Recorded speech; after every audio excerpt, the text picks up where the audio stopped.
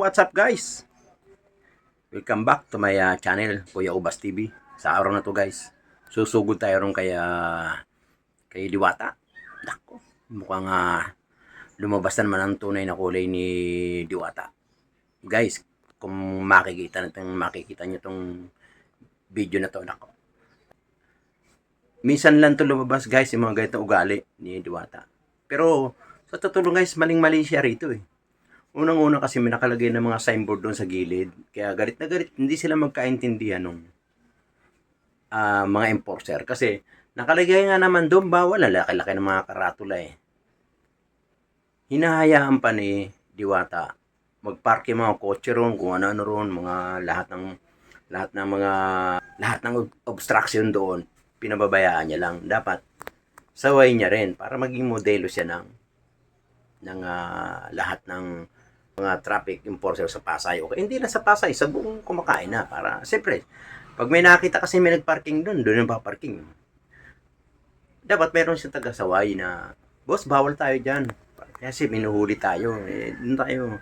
Huwag mong dapat tingnan yung katapat mo o katabi mo. Huwag mong tingnan yun. Ang mahalaga, dahil ikaw lang naman ang tinitira ng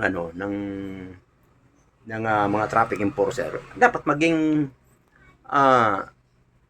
modelo ka sa lahat ng katabi mo sa tapat mo para pag nakita malinis yung harapan mo, gayahin ka ng mga yan na, si Diwata hindi nahuli, tayo nahuli na. Dapat yan na may akin. Tingnan nyo at panoorin nyo kung sinong mali. Tara, let's go. May mga video po tayo at i-upload na lang natin to para malaman nila kasi lagi noon pa yun, hindi lang tayo ba?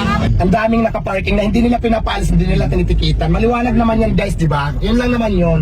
Kumbaga parang tulad ng sinasabi ko, hindi ko pini-question yung paninikit nila kasi trabaho nila yun nasa kalsada. Ang sa akin lang sana, maging patas lang, dapat yung titikitan, kung bawal lahat, lahat, tikitan lahat. Problema sa'yo, nakikita mo lang, pero hindi mo nakikita. Ate ganito.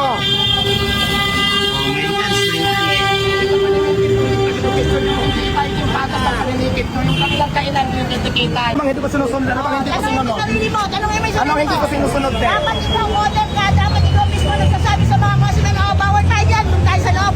Dapat gano'n, kung talaga matino. Ate, karyado nyo talaga ako, yun ang totoo. At yung talagang ginitri, ano bang meron sa'yo? Tanong mo sa sarili mo, te. Tanong mo sa sarili mo, anong meron ka? Nakamagaling, ano meron? Diwata. So yun guys, napanood nyo sino mali dito. Just comment down below para malaman natin kung sino mali. Si Diwata ba o yung mga traffic enforcer o yung mga namamahala sa kalsada. Hindi lang traffic enforcer ng Pasay, pati MMDA, dinadaanan siya. Tingnan natin kung sino mali. Just comment down below. Mag-comment kayo kung sino mali. Kung si Diwata o yung mga enforcer o mga MMDA. Hanggang dito lang guys. Maraming salamat po. Thank you. Maraming salamat. Ingat po lahat. Bye-bye.